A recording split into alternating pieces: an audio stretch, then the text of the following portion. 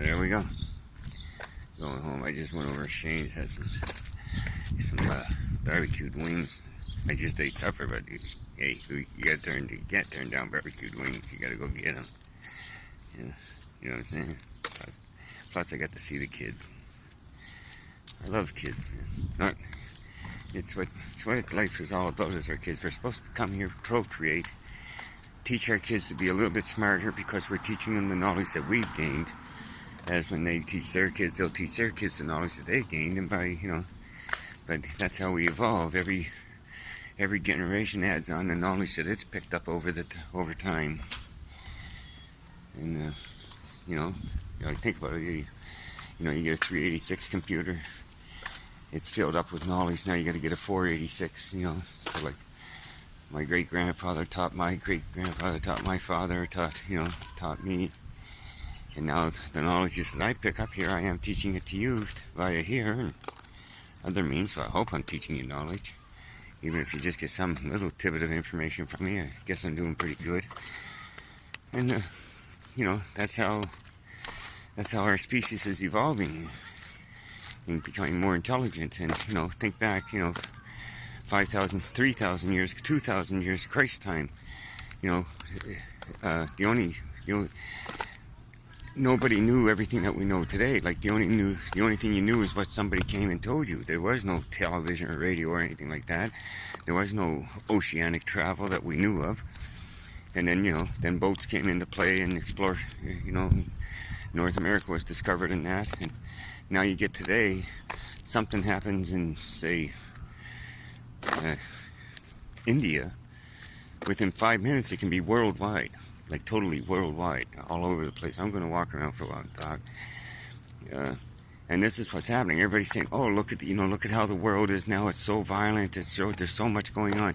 All that was already going on, but we didn't have the internet or the news network, the television networks that we had today. Therefore, it wasn't getting broadcast. Nobody knew about it because nobody was telling anybody about it. People in India knew. People in Europe, Europe knew its news. North America knew its news. Back in the 40s and 50s, it was either telegraph or somebody actually got on a ship or an airplane and went across the ocean and said, "Hey, listen, this is going on in New York City." Now you don't even have to do that. Now, geez, I don't know. I don't even think there's any such thing as a photographer in the newspapers anymore because everybody's stupid enough to give the newspapers and the media outlets all their information for free. There used to be a time when you could snap a picture of something going on and sell it to a newspaper. But now everybody just gives it to them for free. And you know how many photographers and reporters are out of work because of that? An awful lot.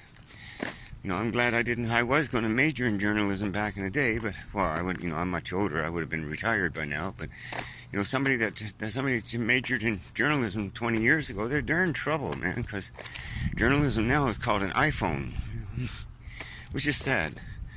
But getting back to raising the intelligence quotient of the human race, that's how it's done. Every generation, learns a little more, and we're supposed to come here, procreate, and teach our children well. And we do teach them well. Like, look at how smart we are. But then you get to the point like where Albert Einstein has pointed out, and many other famous people, that we're going to get to a point, and Einstein pointed out best, where we can build the technology, we can operate the technology. The technology will do what we want it to do, but we have no idea why it does it. But yet we built it, where our technology is going to surpass our knowledge of understanding our own technology, and that eventually we will be, artificial intelligence will be self-learning and self-teaching. Well, we've already got that, and it's in the baby steps. It's like facial recognition. You got a good 10 years or so to go before that baby's on the nameplate. And there's something else. Everybody thinks, spatial recognition, they can pick you out of a crowd like they do on the the Blacklist and all these spy shows on TV. Any scientific page you go to will show you that they're at least a decade away from it being capable of picking out somebody out of a very crowded room. They just don't have the algorithms for that yet. It is, facial recognition does work very well, but it's full of flaws. That's why I wouldn't use it for passwords or anything, because, I don't know. But, so, oh man, real dizzy again. I gotta learn to, it's so hard. I was always a rusher, like walking fast everywhere as I went. And it's so hard to slow down after 62 and a half years, trying to tell your body, no, we're not walking like that no more. And what happens is I get walking fast, and I notice I'm holding my breath, because I'm getting dizzy, so I hold my breath trying to get more oxygen, I guess. I don't know. I'm an idiot. I don't listen to anybody. I got to start listening to people if I want to stick around for a while, because I seem to be going, I've had some bad ups and downs the last couple of weeks, but it's like the doctor says, it's just going to be the one sharp one and go, and then you're gone. But if I find out about the angioplasty there soon, a lot of shit on your mind weighs on it. But you gotta smile. I'm smiling. I'm smiling because I understand intelligence. And I got some intelligence, and my brain's not full of pickles, you know what I mean? So I'm home. Home is where the fart is, you know what I'm saying? And this is, you guessed it, Dying Dan, Giggle Snow, and Dying I Am. And this is episode number 87. Peace out. Love yourself.